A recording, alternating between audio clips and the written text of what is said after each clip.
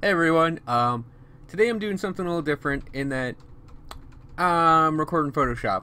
Now this may or may not go up, and I'm sort of doing it as a test, just to see if I can draw and talk at the same time, which in art school way back in the day they said you should never really do because talking distracts you from your actual drawing.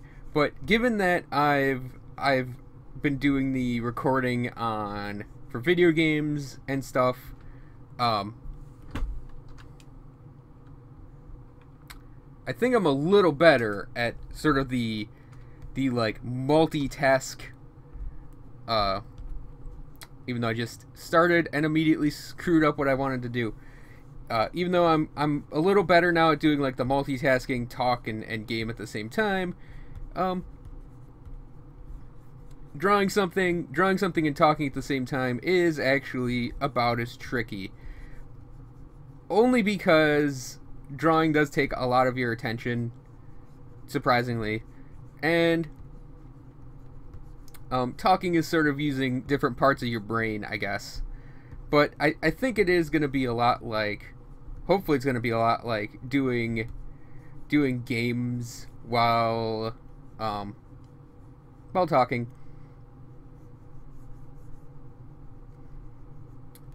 But don't be surprised if there are a lot of pauses and silent moments. Just lots of areas of silence during this. Because, in all honesty, things are going to get very silent for this. At times. Mostly because I'm going to run out of things to say. But otherwise,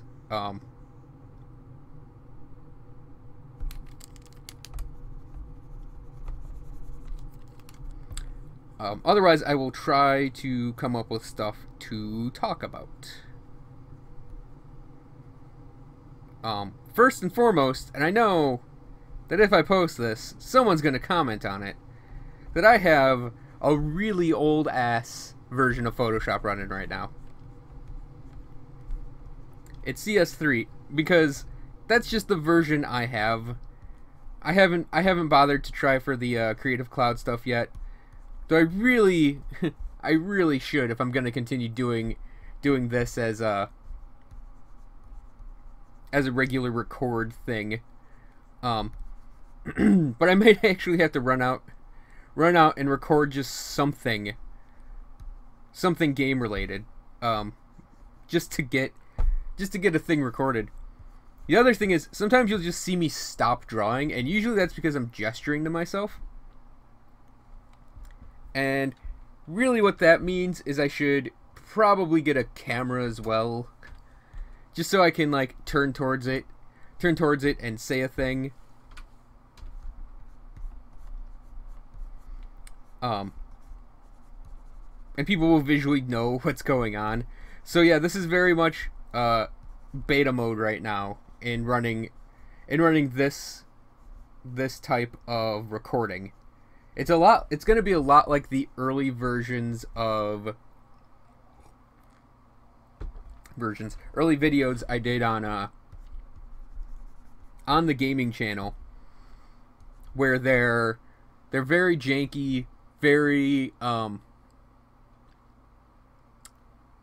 just very not good. So this is probably going to be very not good. It's just I'm better now at talking about not talking about. I just was going to say I'm better at talking while doing things, and I screwed the line up. How funny is that? So yeah, first order of business is getting the old ass version of Photoshop I have. Let's just get that out there. It's CS3. It's not CC or whatever CS it was currently on, 7. But I'm actually fine with that, because Photoshop more or less has been the same program since like 7. Like that I started using Photoshop in version like 7 in like 2000 and oh, it's just depressing to say 2003. Anyways, it's depressing to realize you've been doing something like this for like 13 years. And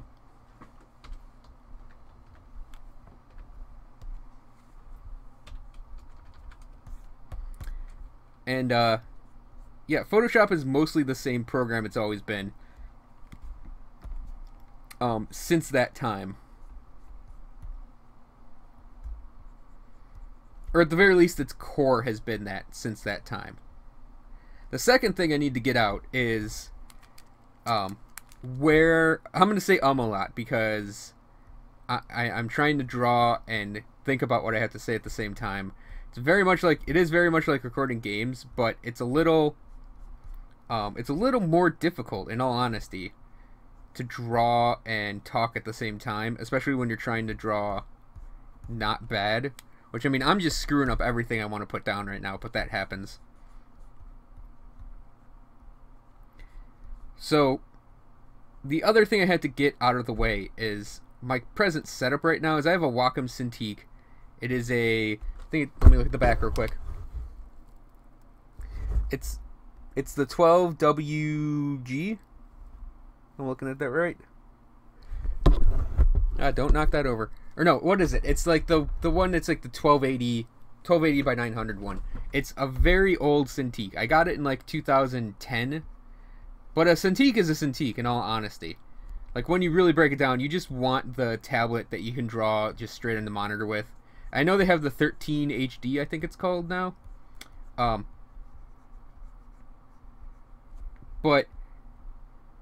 I don't really have the money for that at this current point in time.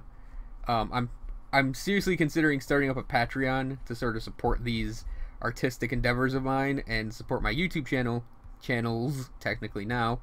But I just haven't gotten around to starting it yet.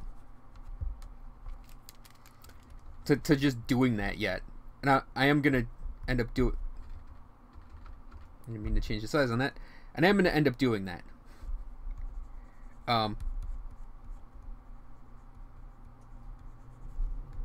So my setup, I have my Cintiq in front of me, in the place that I normally put my microphone. So right now my microphone is kind of to my left, and it may change the quality of vocals I usually have. I mean, for what quality there is to exist. My microphone isn't that great. I'm just thinking of all the tech I need. It's like, just doing this is making me think of all of the tech I'm missing that I really need to do all of my recording.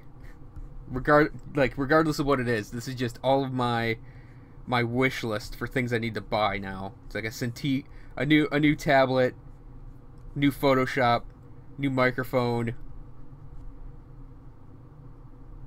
I don't really think I need to buy any on recording software. Now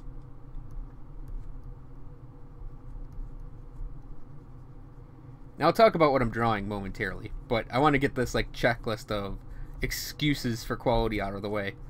I'm inoculating myself based on what I need to improve on, just for recording wise and technology wise.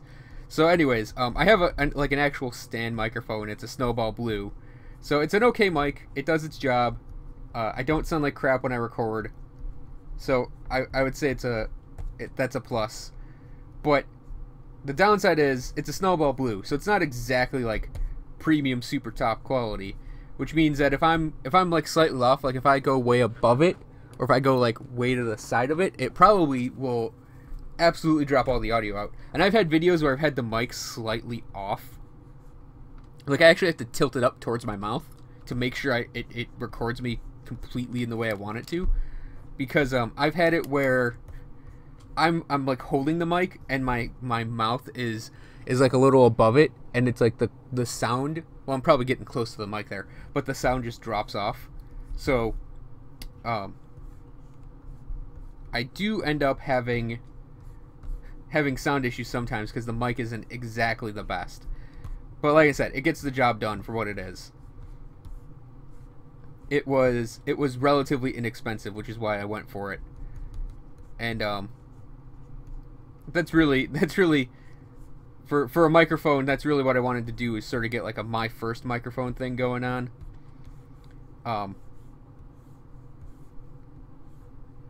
So I could then move on to something better as things go on, and I may in the future. But this mic's still working, so I don't really see a need to get rid of it yet. But anyways, it's to my side. Normally it's directly in front of my face. So, well, not side, it's to the left of where I normally set it. It's sitting right next to my Cintiq. So, we're gonna have to deal with that for the time being as our mic setup. So if the sound is a little wonky, or if it suddenly goes out, it's because I'm actually left-handed. So my hand is probably gonna go in front of the microphone quite a bit, which will maybe cut out the sound, because I have it, like, my Cintiq is propped up kind of easel-wise, and I just made a hand gesture there. I just made a hand gesture. I was just like, it's propped up like this, and I'm like, oh, no one's gonna see, you know, this hand gesture of me doing that.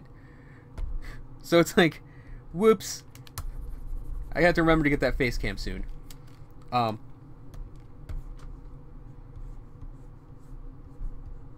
So we're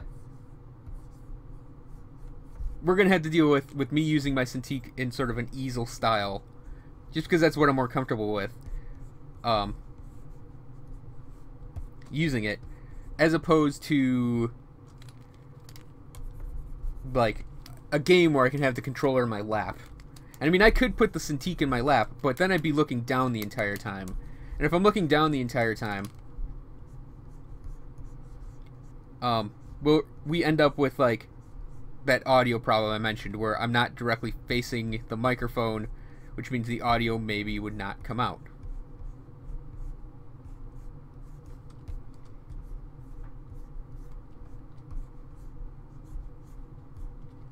It's also going to be like dead silence for the silence, because I don't really know if there's any music I'm into that would be public domain, really, and that would be the alternative to the silence, is to do some public domain like metal, but I don't actually know which bands would be okay with me, or even if YouTube would be okay with me using certain music. So I'd have to really also find, to fill the silence, find, you know, public domain music, because I am actually sitting in here in silence. Oh, that was 2 strokes. For recording this, I don't have like headphones on with music playing. I mean, I really should do that, but it'd probably distract me a whole hell of a lot more than just trying to talk while doing this is already distracting enough. And it's like, yeah, I'd probably just completely forget I was recording something. It'd be absolute dead silence. Now for that, I'm actually thinking of for dealing with that, I'm actually thinking of doing, of like, instead of chopping out middle parts of didn't like the eyes, didn't like the eyebrows, instead of chopping out the middle parts, doing like a speed up for things where it gets quiet. Like I said, this is basically a beta run of this. So we're going to be doing a lot of back and forth probably, and a lot of attempts of me doing this. And like I said, I don't know if I'm going to post this. I probably am. It's just, it's going to be like, I'm going to say ahead of time, this is not going to be the final setup for these things every single time I do it.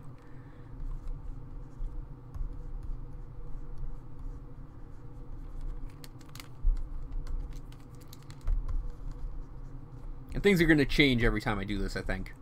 I'm already considering putting my microphone on my right side, because I like putting my arm up, like my arm's in front of the mic, and I don't exactly know if it's countering out the sound, or if I've gotten to that point where I can just have my voice bellow enough that it doesn't matter. But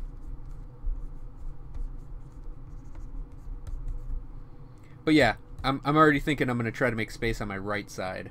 Which normally I put a cup of water. Or in this case, a cup of tea.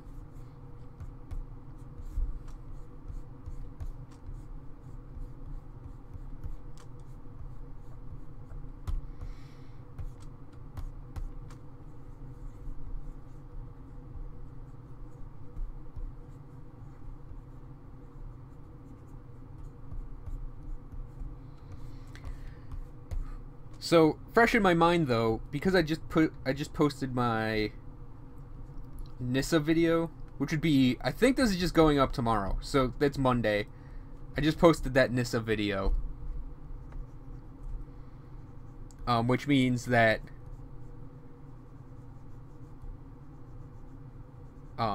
Magic the Gathering's really fresh in my mind right now. Ugh.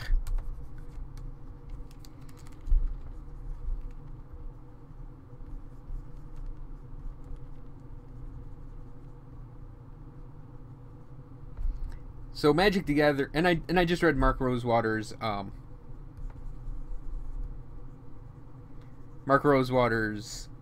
articles on color identity in Magic the Gathering for the monocolor, like sort of the redos of his older articles about them. Okay, that's kind of better.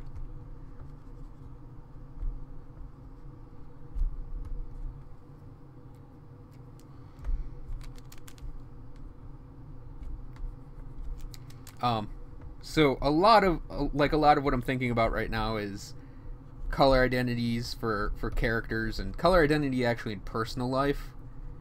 I don't know if I'm the only one that does this out there, but I've thought about color theory. Okay, this is where things are going to get a little weird, because I'm mentioning color theory in a video where I'm drawing, but I'm probably not actually going to color this video, or this drawing. I'm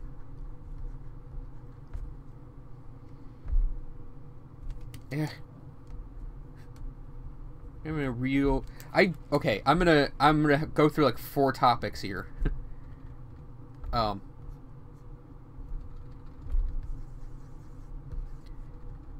The first of which is I actually don't draw in Photoshop a lot. I mostly stick to sketching on paper.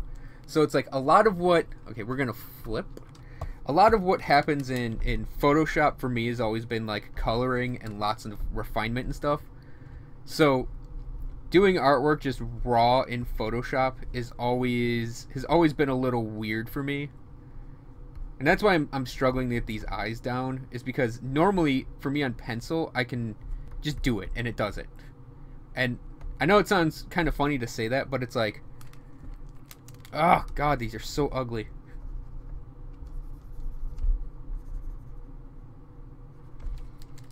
Like, I like the shape of the face. I've got his face shape down. It's funny, this is an OC. I always have trouble with his eyes.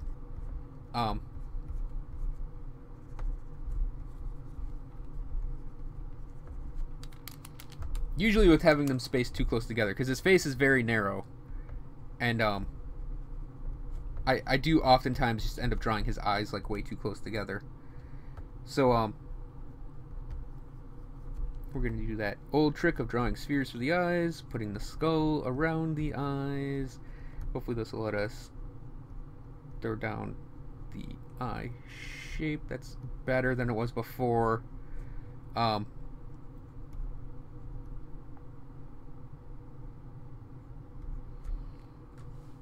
Like, they look really close together for me right here.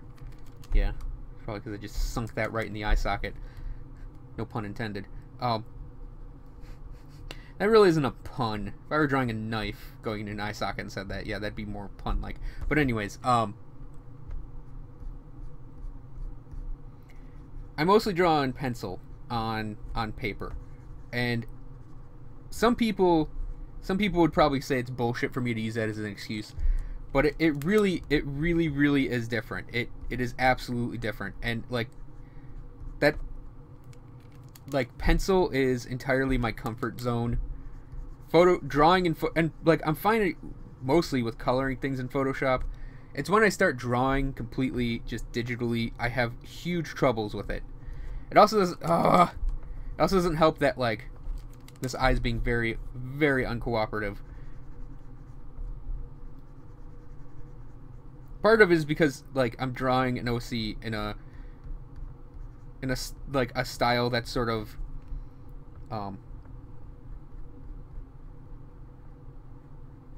that would require explaining to sort of get why the eyes are black instead of white. But yeah, it's better. It'll probably change a lot when I go to grayscale. But anyways, yeah, just drawing straight up in Photoshop has always been a problem for me, and that's why I'm doing it here. It's a challenge for me to do this, so that's why I'm absolutely doing Photoshop stuff. Is the challenge of doing the Photoshop artwork.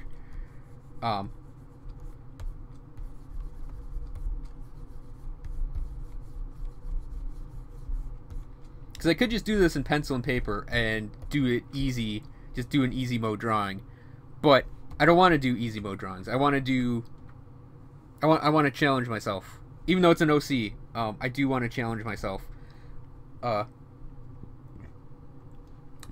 draw and do the record, which is why it's going to be very difficult to do this record, because I'm so not used to talking to myself while I draw. Yeah, let's have that, and then we're gonna do some gray.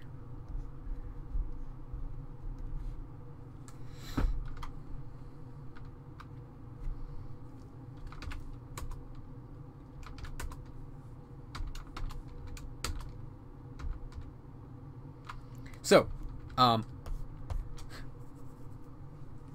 I said I would describe what the character's about, and I will eventually during this some point. So when I really run out of things to talk about is when I'll get to it. So it's weird to say color theory in a video where I'm drawing something, because I don't mean color theory as an artistic color theory. I mean color theory as in what are the theories and what are the backgrounds of the 5 colors of Magic the Gathering. And I don't know if anyone else has done this in real life, but I've thought about applying Magic the Gathering color theory, the theories behind the 5 colors of Magic the Gathering to my own life. I mean, not to make this super narcissistic, but it's just something I've been thinking about, so I'm gonna talk about it. And that is how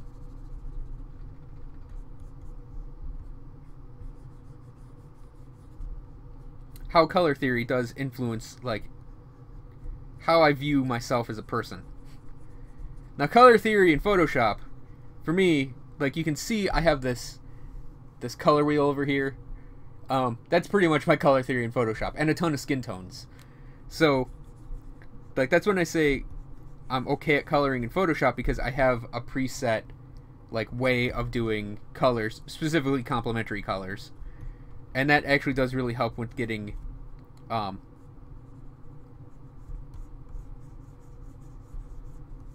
getting color down. It's amazing what this has done for helping with working with color in Photoshop, because Photoshop's color picker is a piece of crap, and I actually don't think it's been upgraded in CS6 at all, or CS7, whatever the current CS is.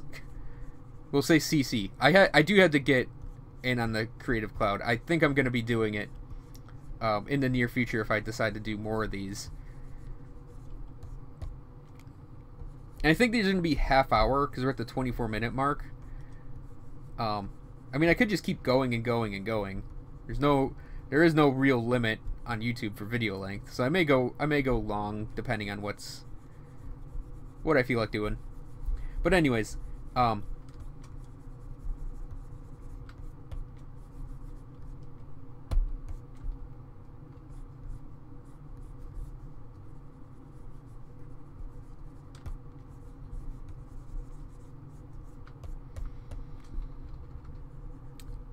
yeah, Magic the Gathering color theory.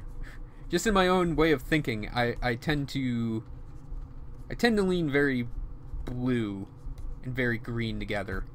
I mean, I mentioned in the Magic videos that Simic is my favorite color scheme. And it's like, that's not just saying that because I like the two colors in Magic. That's saying that because I agree with the philosophies involved in those two colors in Magic the Gathering.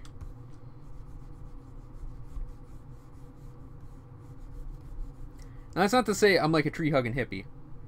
I actually like having developed, overdeveloped, scientific processes and scientific advancements affect my life directly. I mean, I really like deodorant and toothpaste.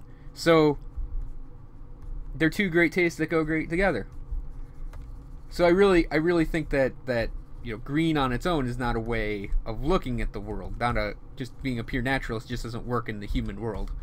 You need to have that sort of logic and intuition and, you know, advancement that, you know, essentially artificial means have brought about. I didn't mean to turn this into a super philosophical video, but it kind of is just turning into one.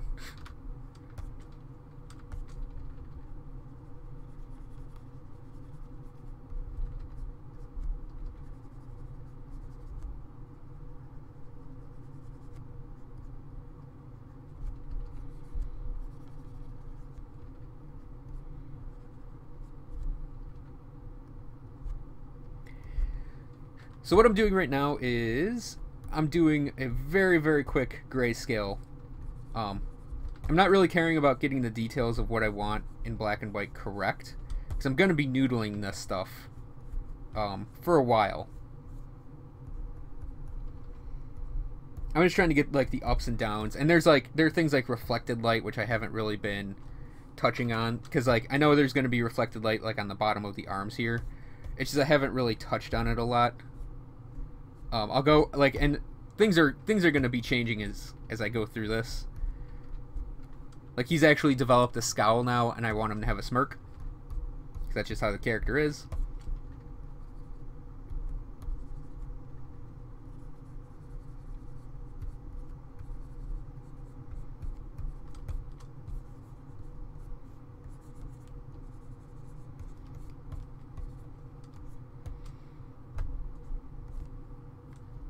Now we're gonna save this file real quick.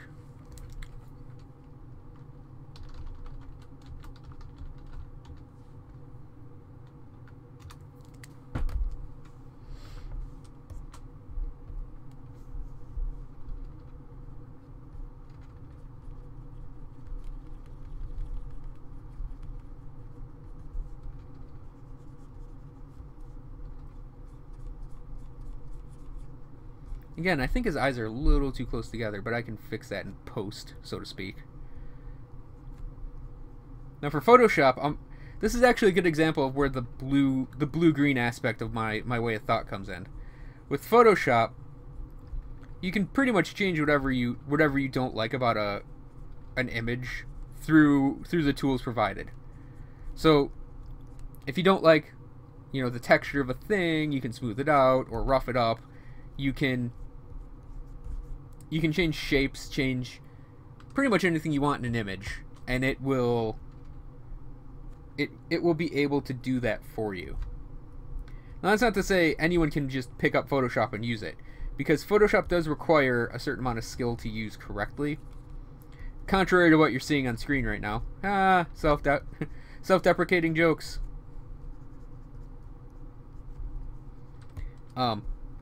So for things like, oh, his lips are a little too high, I mean, I am going to go in and physically change that right here, but it's like, if I want to, I can easily shift his eyes apart, sort of after I get like the general shape and shade down for everything I want. I can go back and fix it.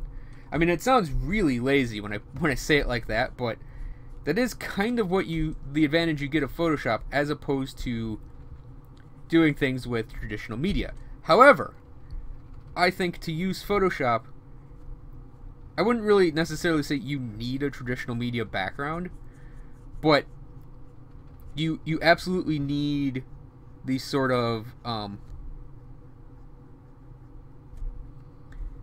you absolutely need this sort of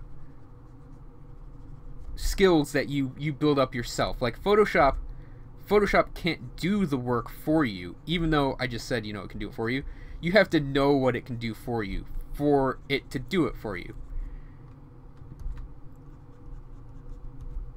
So Photoshop is kind of a you need to have the ability to know what it can do. And that comes from just you practicing artwork and you doing it yourself. It's not like Photoshop will magically make a piece of art for you. Though some people think it can do that, and like that's a whole conversation in and of itself over the rise of digital art and the rise of digital tools, and how there hasn't been, well, there has been, I shouldn't say hasn't been, but how like the rise of digital tools kind of had a dip in quality, and then it sort of got better over time as like artists actually who were trained to be artists actually took the tools and used them, as opposed to just people who would pick up Photoshop and like diddle around with it would what am I trying to say? They'd sort of hack it up. Well, I shouldn't say hack it up, because I actually consider myself quite the hack. I mean, I don't consider myself like wrist level. Ape, yeah, I'll go with ape. I can ape a lot of stuff.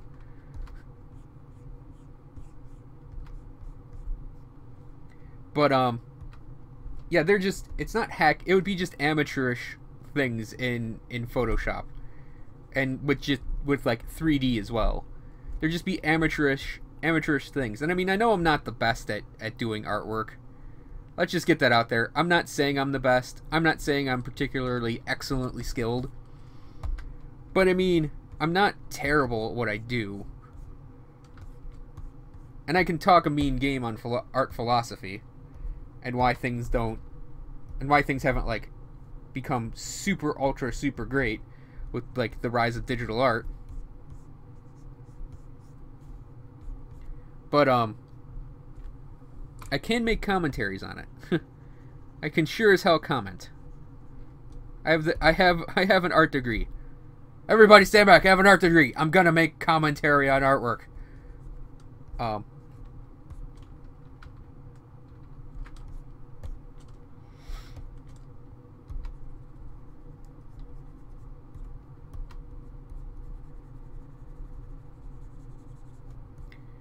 So that's where my philosophy of the blue-green aspects come into play here. In that Photoshop is definitely like what we'd expect a blue character to develop as an art, like a digital art program.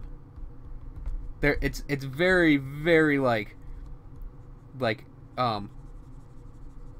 it's almost unintuitive the way it's set up. At least the older versions, like this one, very unintuitively set up, and it's like it follows the Windows file structure or Mac file structure, and it's like image can mean like anything, but it does have, and it's like edit means all sorts of things as well, and then it's very much set up like a computer program, but it's not set up for artists to like intuitively understand. So it's very much a blue art program. Like everything is menued. Everything is menued. And like an artist making a program like that would not make it menued. They'd make it something very visual to get into.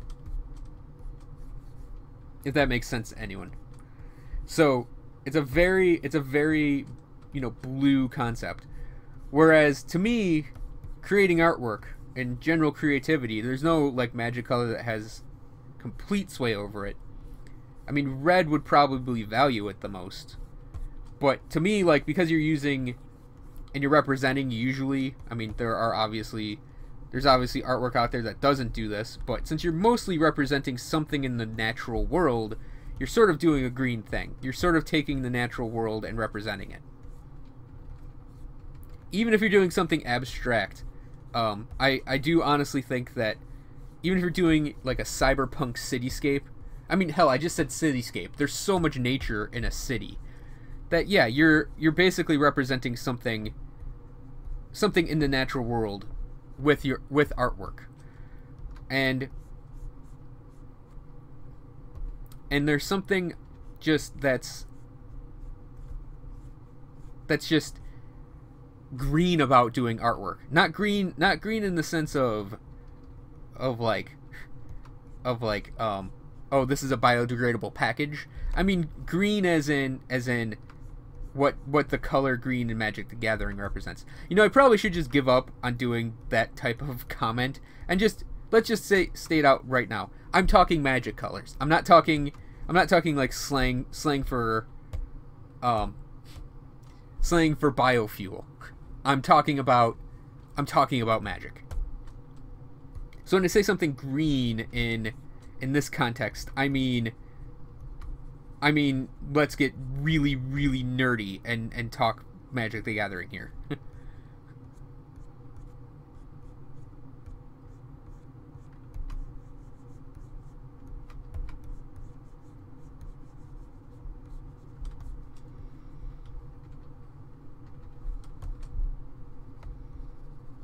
And I will talk I am going to talk about how to do some of the things I'm doing if anyone's interested. And I'm going to talk about how to do certain things like the mechanical aspects behind doing certain things, like making a nose stick out off the face. Or I mean, I could do that right now, but I'm really keen on doing this Magic the Gathering thing because it's fresh in my head, and I just played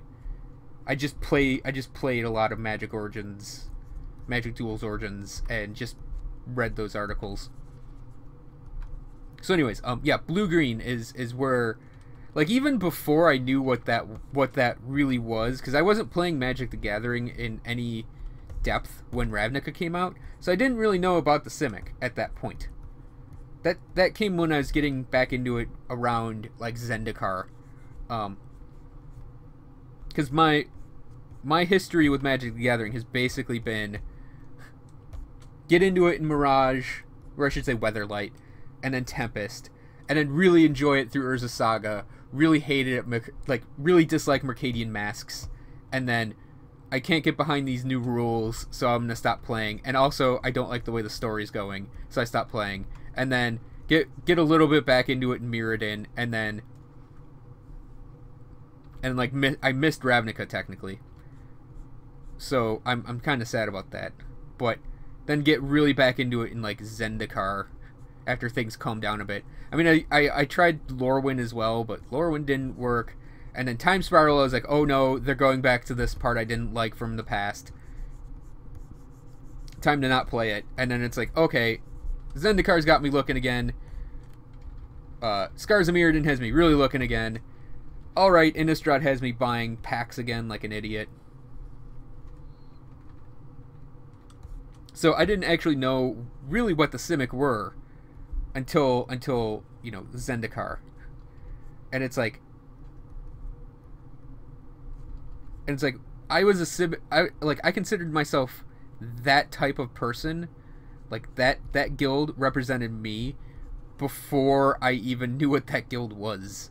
Like that's how I was viewing the world, was sort of the sort of like naturalist but also artificialist, if that's even a concept,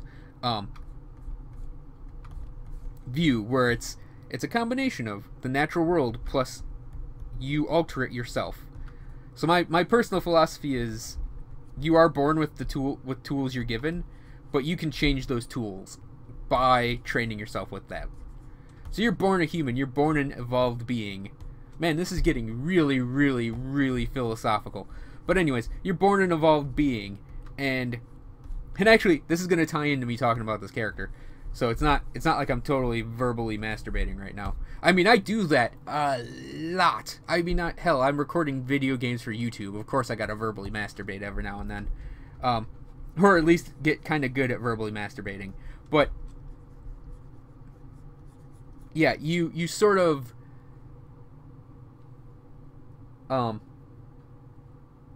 you're born with a certain set of tools, but you can change those tools. It's up to you to change those tools, and it's up to you to control your own life.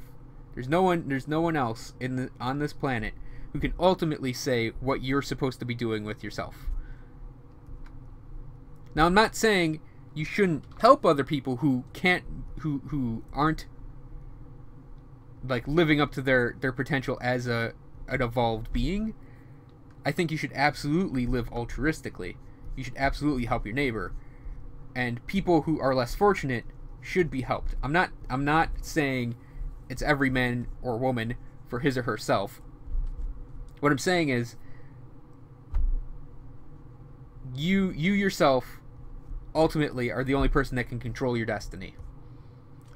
And it's up to you to live to live within the natural or unnatural world. So when I say I'm combining the green-blue color philosophies, the green part comes in with the tools you're given as an evolved being. And the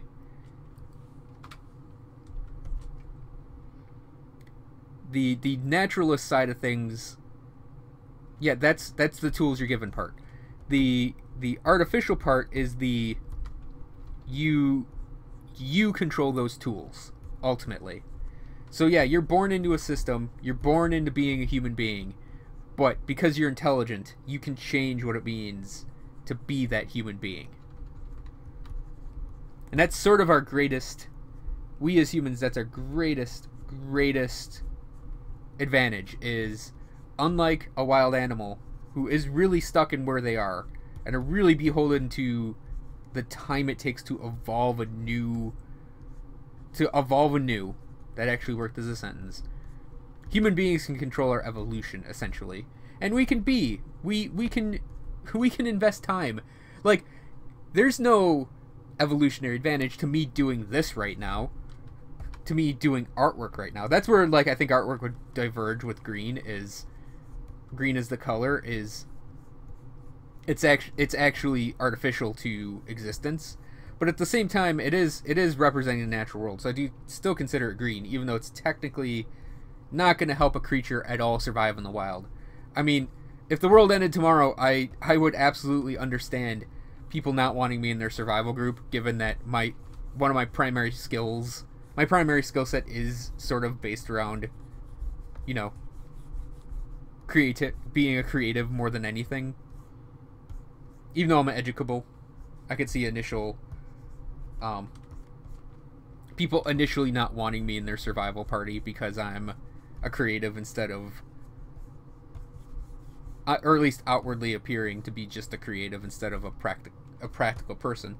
But again, that's where that blue comes into play. That's where the idea of being educable.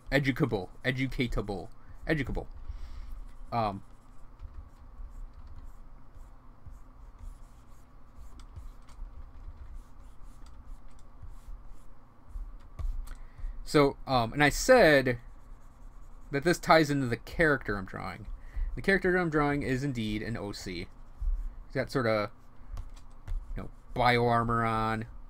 He as a character is very much the, like, it's gonna sound really, like, this sounds really stale and kind of lame even to my ears. I've been drawing this sort of type of character that would be considered a Simic since before I actually knew what the Simic Guild was. So he's sort of like a biotech style character. Biopunk is like the way I would term it. He's very much a biologist, like biotech character.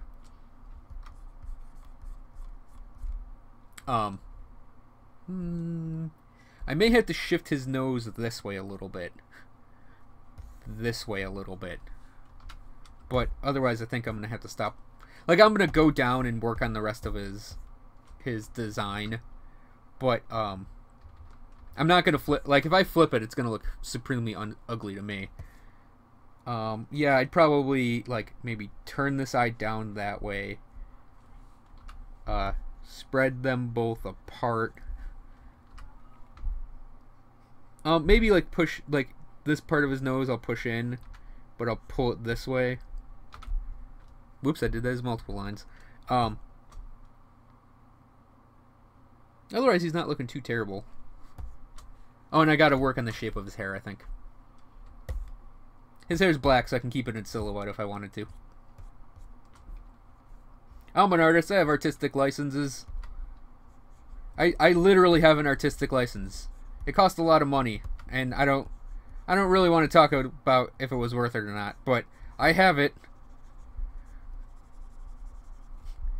No one can say I don't have a literal artistic license sitting in a folder on my shelf. Believe me, I can tell the metaphor there.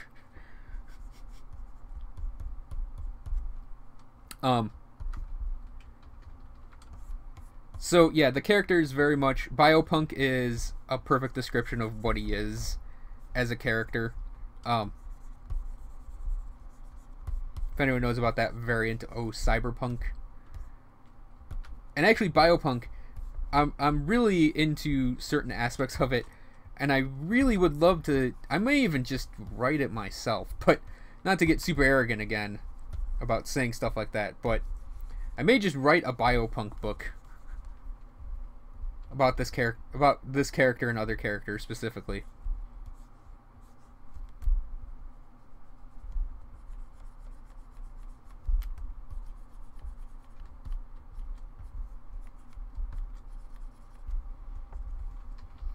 So part of the way I mentioned earlier about like pulling a nose off the face, so it doesn't just get like really flat. Here, let's do. So the nose doesn't get just really flat. The way you do that is through reflected light. And reflected light is sort of it's almost a magic trick when you start to really learn how to do it right. Because, actually I think I'm going to have the hair cross this neck piece. Just so I don't have to draw that little area in there. Reflected light is almost like a magic trick when you start to do it right. So reflected light, like, the main light source very obviously is coming in this direction.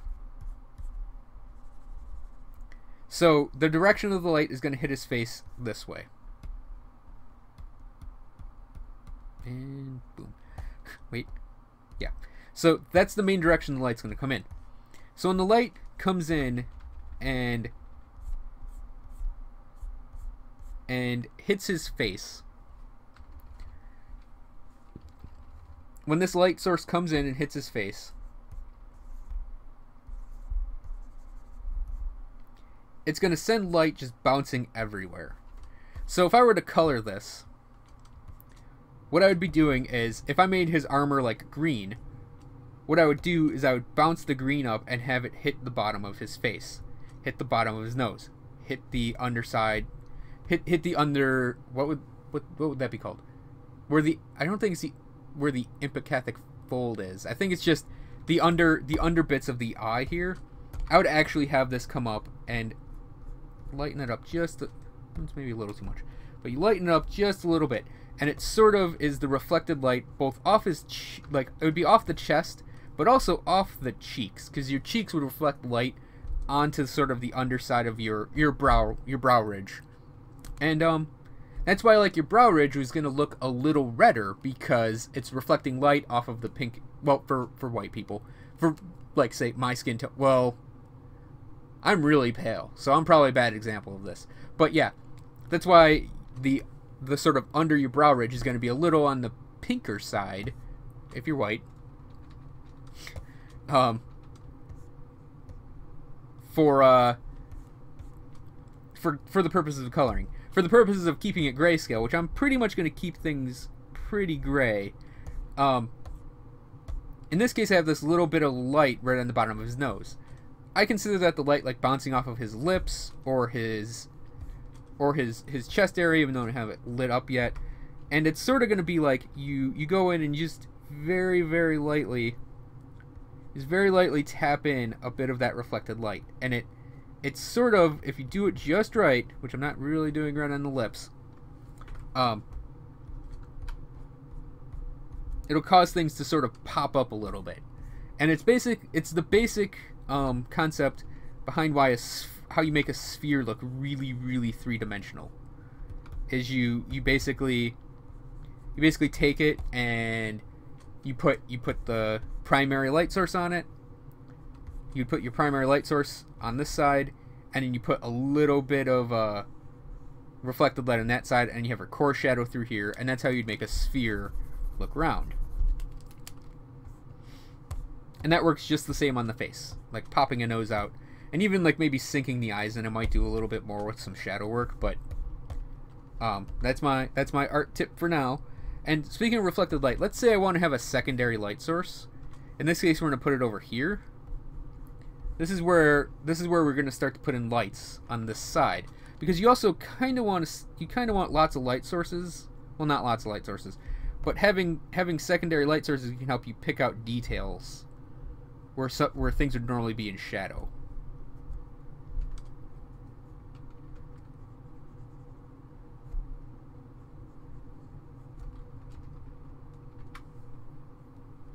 I mean, it could be whatever you want to. That's something I learned very early on. Well, not very early on. It took me a while to learn it. But so that sentence made no sense. However, it is a lesson though, in that something I learned was, yeah, I actually say it's pretty early on at this point, is you make up your light sources, and they can be whatever you want. That's one of the glorious things about being an artist, is you can just make it up as you go along. Yeah, now for his chest, I'm actually saving his hair for last in terms of detail, because like getting this in is going to require me to basically draw over that a lot. So yeah, we're gonna go in here and we're gonna sort of poof out the pecs a little bit. Now he's wearing armor, like I said. It's sort of a bio armor. It's not really form fitting. It's sort of more like a layer over what his natural musculature would be. Like it has a vaguely muscular look to it, but it's very much an artificial. It's very, like, you can very much tell it's artificial.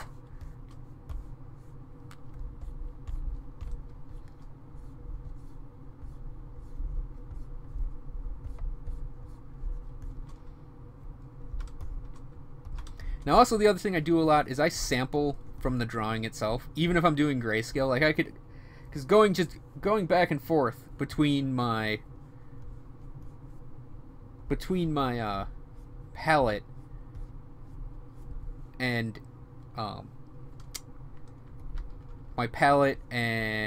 the area I'm working on would take a while. So I just tend to sample from wherever I am. And that's another reason I do that sort of really preliminary grayscaling, is because it gives me tone throughout everything, and I can just start picking out my tones from that.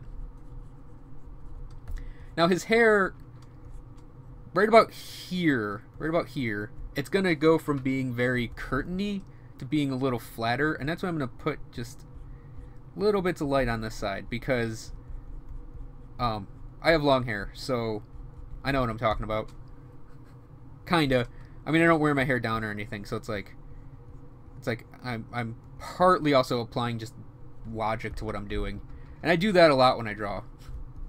I'll also just sit there and be like, okay, logically, how would this work out?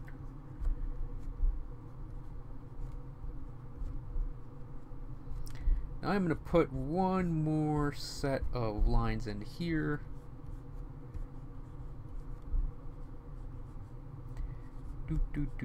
Not to cover every single artistic topic as I go, but I'm going to cover some artistic topics as I go in this. And I'll probably repeat this a lot for anyone that ends up watching these in a series, Because I'm assuming I'm just going to do these in a series. I have that kind of time on my hands. So the thing is, I don't shy away from using black and white even when I'm coloring stuff. Like, I'm obviously not shying away from it here because it's black. It's going to be a it's going to be a grayscale drawing. So I'm not shying away from black and white on this, obviously. But yeah, for even when I'm doing color, I have no problem using a lot of black and white in it. Because I hear it all. I heard it all the time in art school, and even after art school. Like, you go and you watch a tutorial for someone, and a lot of times they'll just flat out say, don't use straight black, don't use straight white, they don't exist in nature. And I think, man, you are completely missing the point. Because it's not, like, yeah, technically, pure white doesn't exist in nature. Unless you're looking at, like, direct sunlight.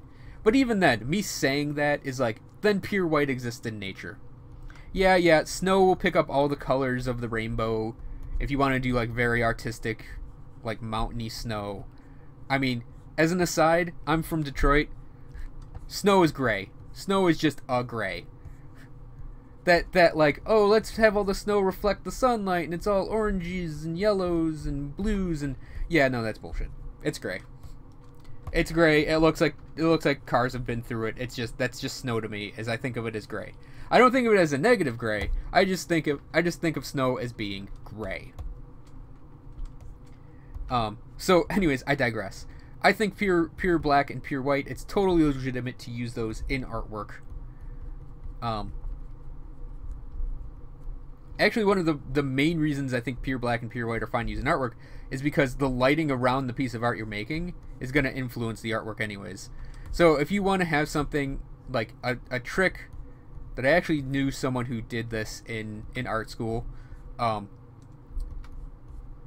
light you display your artwork in is also going to change the artwork. And she actually requested lighting to have orange lighting, to have incandescent light on her artwork. And it really did change the way it looked, because she did everything in an orangish light. So having it turn, like, it turned really ugly underneath the fluorescent lighting that the building had. So when she was like, okay, I want to show it to you guys in, orange light, it completely changed everything. And it's like, when I think of using, like, white in a drawing, in a painting, I would just, like, I would obviously want to, like, represent, like, an egg isn't going to be pure white, but I would probably draw it whiter than it would appear in real life, because I know that lighting is going to be lighting on the actual piece of artwork is going to be a factor. So, in summation, pure white, I'm totally fine with it being used in artwork, and obviously pure black, I'm totally fine with it being used in artwork. You'll find pure black everywhere in real life, anyways. That's not too bad. I'm just gonna go right down his core, put all the shapes in that I want.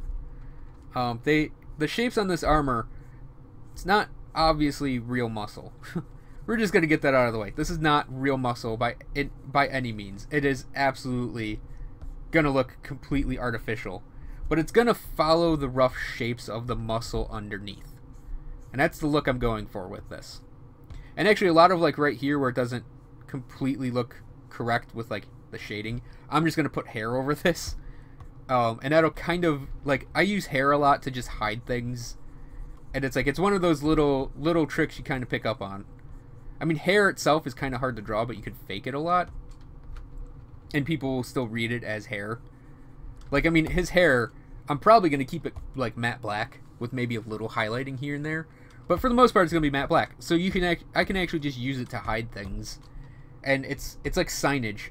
I've drawn a lot of things where I've just taken and used the sign to just cover up something I didn't want to draw.